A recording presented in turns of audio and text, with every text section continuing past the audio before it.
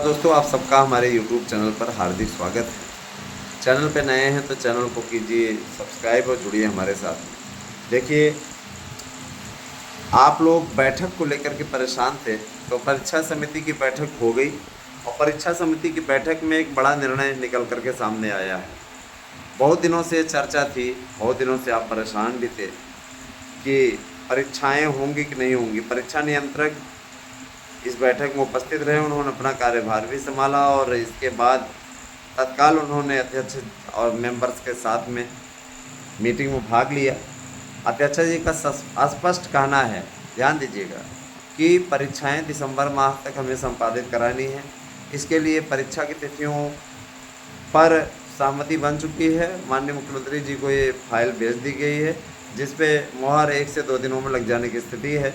और उन्होंने कहा कि इसी महीने तक, यानी दीपावली के पहले पहले परीक्षा तिथियों की घोषणा हो जाएगी।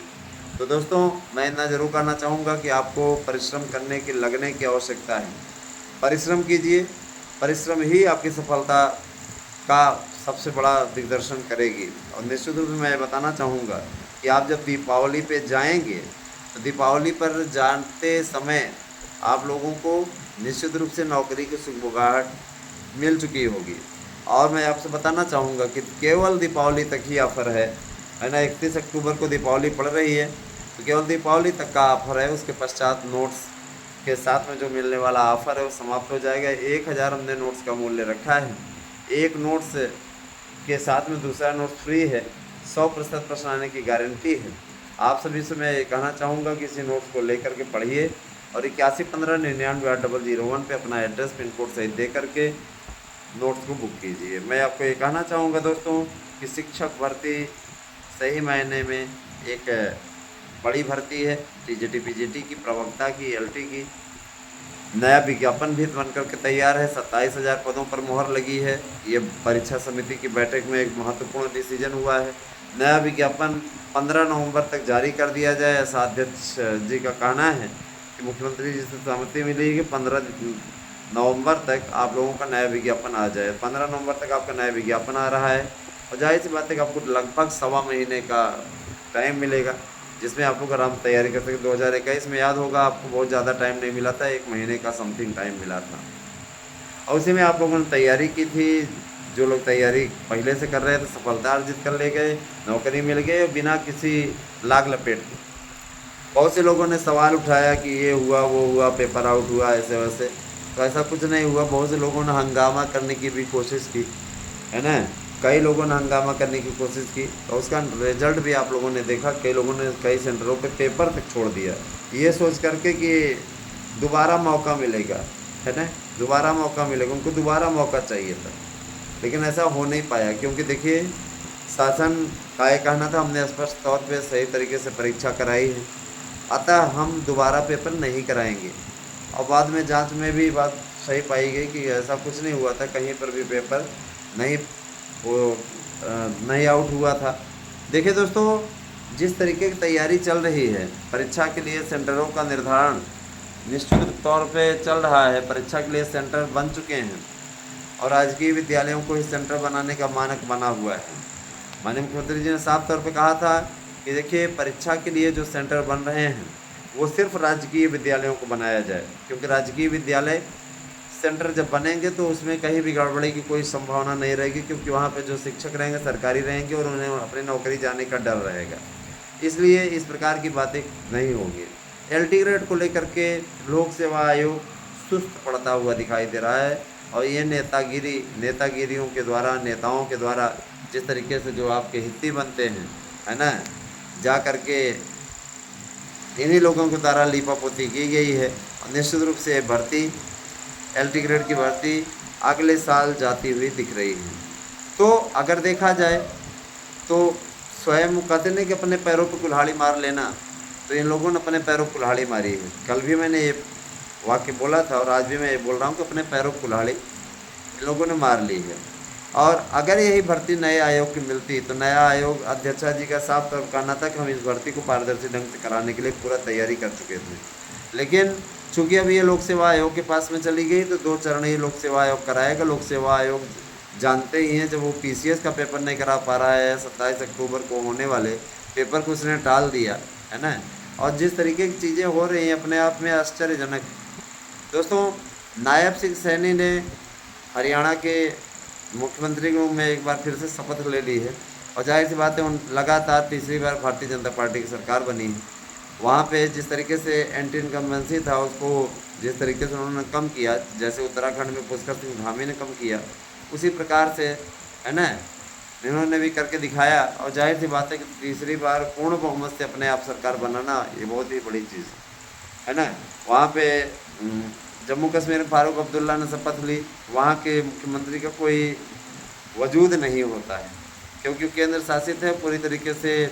मैंने कई मीडिया रिपोर्ट्स में पढ़ा, हवाई किले बांध रहे थे कि आते ही एलजी के पर कतरे। एलजी के पर कतरने का अधिकार केंद्र सरकार को है ना। एलजी का पर कतरने का अधिकार केंद्र सरकार को है, क्योंकि उनके द्वारा इनकी इनकी शक्तियों को बढ़ा दिया गया है संशोधन करके। जाहिर सी बात है कि इनका कोई अधिकार क्षेत्र ही नहीं है। ये दिल्ली से भी बेबस मुख्यमंत्री, दिल्ली के मुख्यमंत्री को तो फिर भी काफ़ी कुछ मिला हुआ है।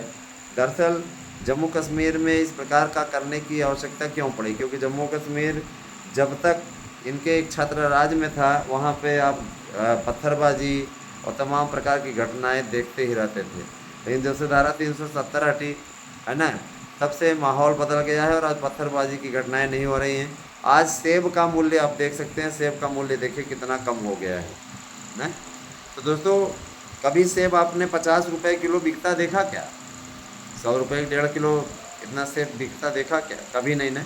तो यही सारी चीज़ें हैं दोस्तों। देखिए, मैं आपको बताना चाहूँगा कि शिक्षकों की भर्ती का अपना एक जो मानक है, वह मानक अब सेट हो चुका है और हिसाब से और सही ढंग से ये कार्य हो रहा है। मैं आप सभी से गुजारिश करना चाहूँगा कि आप सभी लोग शिक्षकों की भर्ती की बेहतरीन तैयारी करते रहें, और साथ ही साथ आप सभी लोग चैनल को सब्सक्राइब भी ज़्यादा से ज़्यादा कीजिए, क्योंकि आपके सब्सक्रिप्शन से हमारा उत्साह बढ़ता है, बाकी और कुछ नहीं। सभी लोग जुड़िए, क्योंकि देखिए परीक्षा समिति की बैठक और जो चीज़ें हो रही हैं उनके बारे में सही निष्कर्ष देना, सही बातें बताना, वह केवल इसी चैनल के द्वारा हो सकता है।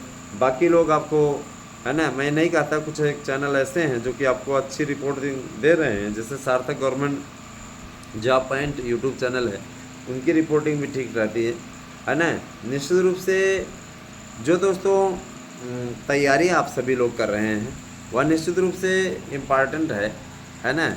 अगर आप तैयारियों के लिए हमारी सहायता लेना चाहते हैं, हमारे नोट्स पढ़ करके सफलता अर्जित करना चाहते हैं, तो 8115998001 पे आपको अपना एड्रेस, पिन कोड सहित, नाम सहित भेजना है। जैसे अब देखिए, एक दो मित्रों ने एड्रेस दिया लेकिन अपूर्ण एड्रेस दिया, जिसके कारण से उनका नोट पहुंचने में विलम्ब हो रहा है। जाहिर सी बात है कि हमारे पास में नोट्स वापस लौट के चला आता है जब आपने पता ही अपूर्ण दिया है, आपने ग्राम नहीं बताया, डायरेक्ट पोस्ट बताया, पोस्ट बता करके, है ना, इस तरीके का कर दिया। स्वतः आप सोचिए, एक राजेश करके उन्होंने नोट्स बुक किया था, तो उन्होंने ग्राम का नाम ही नहीं दिया, पोस्ट दे दिया बस।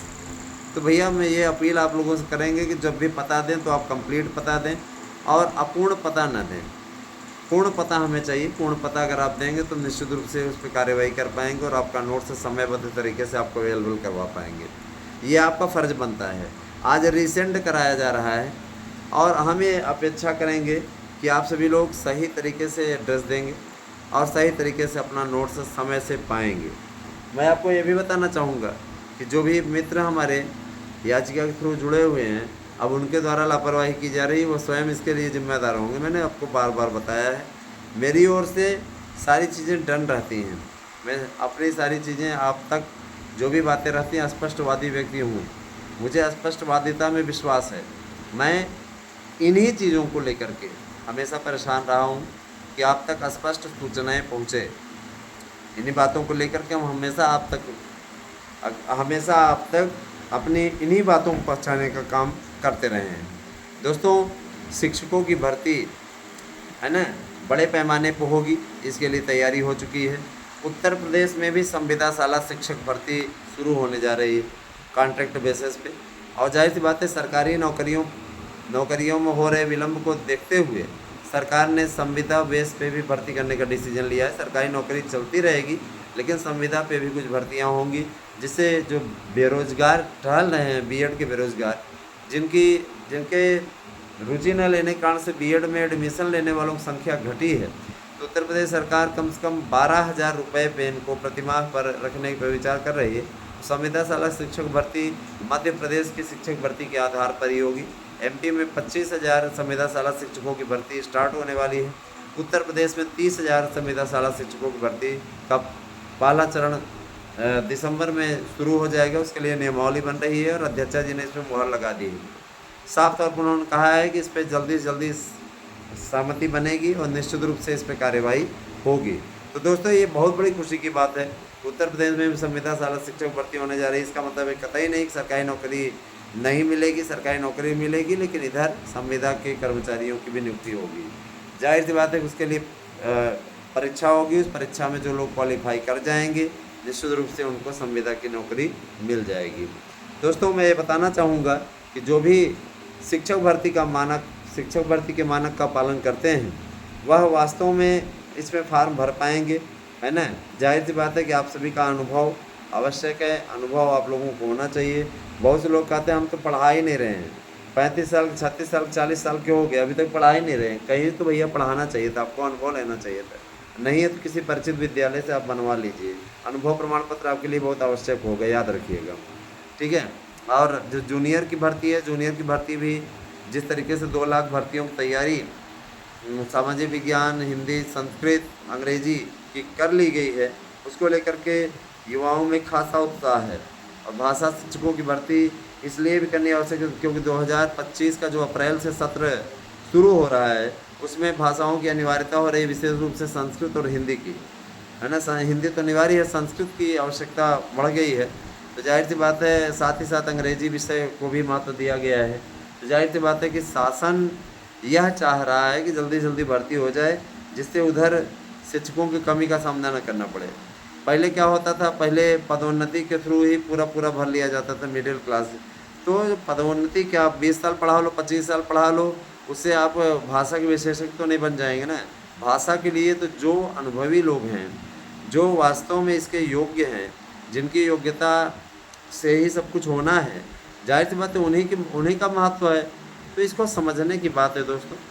बाकी और भी लोग क्या बोलते हैं क्या नहीं बोलते हैं, मुझको उससे फर्क नहीं पड़ता है।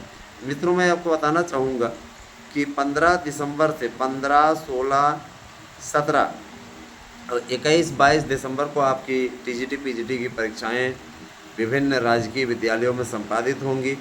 और आप अच्छे तरीके से जानते हैं कि माघ मेले का शुभारंभ हो जाएगा जनवरी से।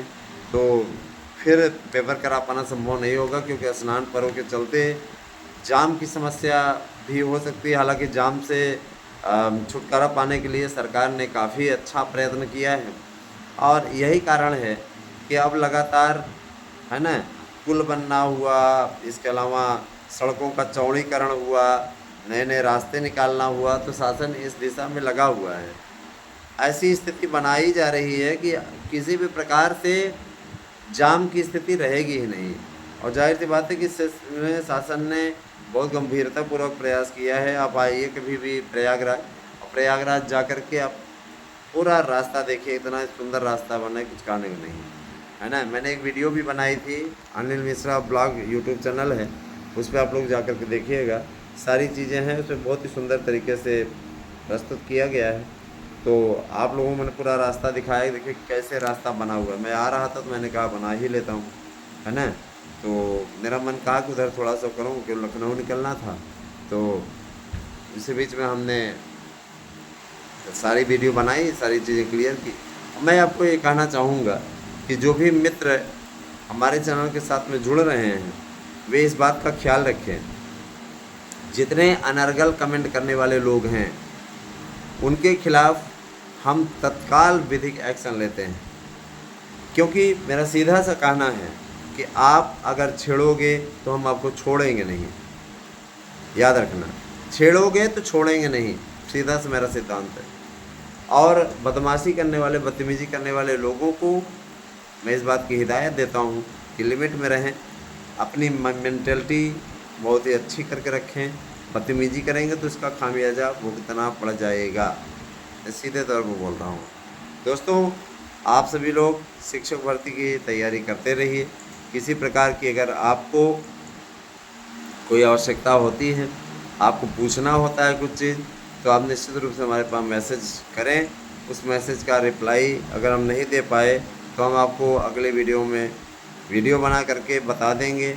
आप लोगों की समस्या का समाधान हो जाएगा। धन्यवाद। आप सभी दिन शुभ हो।